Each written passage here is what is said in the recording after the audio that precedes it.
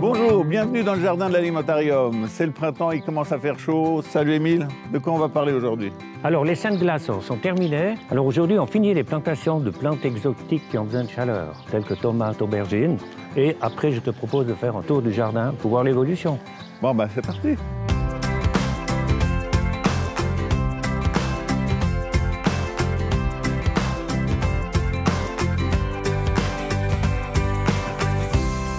Les artichauts, la dernière fois, c'était pas terrible. Hein. Ils avaient gelé, maintenant on les a nettoyés et puis ils ont repoussé, ils font 40 cm de haut, avec des fleurs. Et puis mes épinards qu'on a mis là, ça a donné quoi? Ah bah ils sont prêts à être mangés. Je peux récolter? Tu peux récolter. Ah bah d'accord. Et puis aujourd'hui, on fait quoi? Aujourd'hui, alors, sera plantation de plantes exotiques, tomates, poivrons, aubergines. Moi, j'aimerais bien aller faire un tour du côté des blés anciens et puis des légumineuses, parce que c'est peut-être le temps des premières récoltes. Non, c'est pas le temps des moissons, mais on peut faire un tour. Mais alors, qu'est-ce qu'on peut récolter dans ton jardin? Alors, on peut récolter les salades, les côtes de bête et les légumes feuilles. Ah, mes épinards! Et tes épinards. Bah, Et on y va. Bon, alors maintenant, on va planter la tomate. Oui. Alors, on fait comment?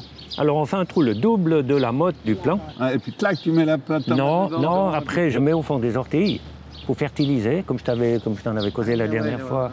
Et puis, il y en a qui mettent leur tomate allongée. C'est pas nécessaire si ton sol est meuble. Les racines, elles partent tout de suite dans tous les sens. Et puis, après, tu la soignes comment, ta tomate? Alors, après, tu l'arroses quand tu l'as plantée. Après, je l'attache. Et puis après, on ébourgeonne. Toi, tu peux faire ça avec les doigts. Tu fais comme ça, comme ça. Et tu suis. Mais pourquoi tu ébourgeonnes? Parce qu'autrement, ça fait trop de verdure. Puis les tomates n'arrivent pas à mûrir. Il y aura trop de tomates, puis ils n'arriveront pas à maturité. Avec les tomates, chaque jardinier a sa fierté et ses petits gris-gris.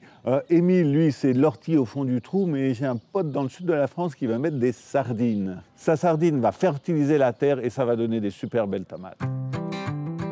Là, on est dans le coin des légumineuses, hein, mais t'as quoi exactement? Alors là, on a les pois gris, juste derrière les lupins, les fèves. Ça, c'est les fèves? C'est les fèves, oui. Ah oui, mais tu disais qu'on ne pouvait pas les récolter, mais regarde. C'est trop vert, puis c'est petit.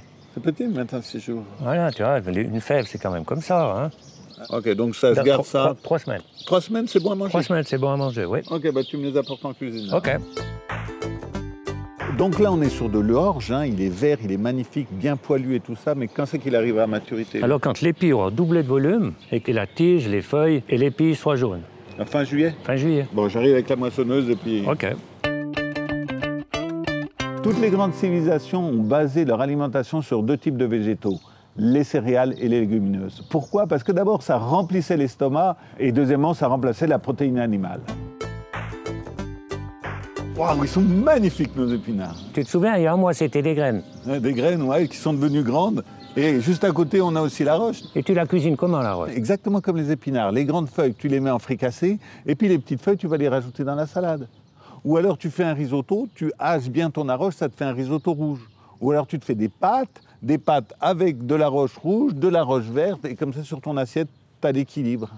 Alors juste 2 mots sur la roche, qui est un de nos vieux légumes qui était très présent dans nos jardins jusqu'au début du XXe siècle et qui a été remplacé par l'épinard, qui est un légume beaucoup plus facile à cultiver en grande quantité. Tu sais, Émile, ton jardin il est fantastique. Hein? Merci Yvan, mais tu crois pas que ça serait l'heure de déguster? Ah bah, je te prépare une petite surprise. Ok. D'accord, il me faudrait quelques radis, on passe aux plantes aromatiques, quelques fleurs et puis une petite salade. Ok, alors les salades, c'est bon. Voilà, j'en nettoie un petit peu.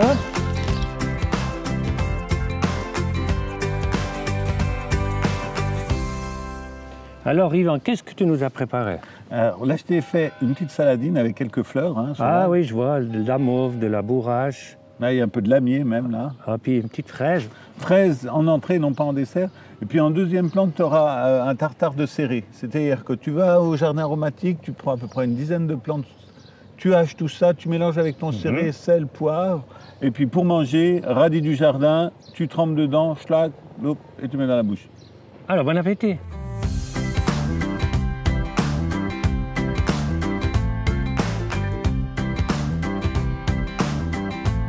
Alors merci Émile. Merci Yvan. Quant à vous, retrouvez-nous d'ici quelques semaines au cœur de l'été pour le prochain épisode. Et si vous êtes de passage à Vevey, n'hésitez pas à venir nous rendre une petite visite.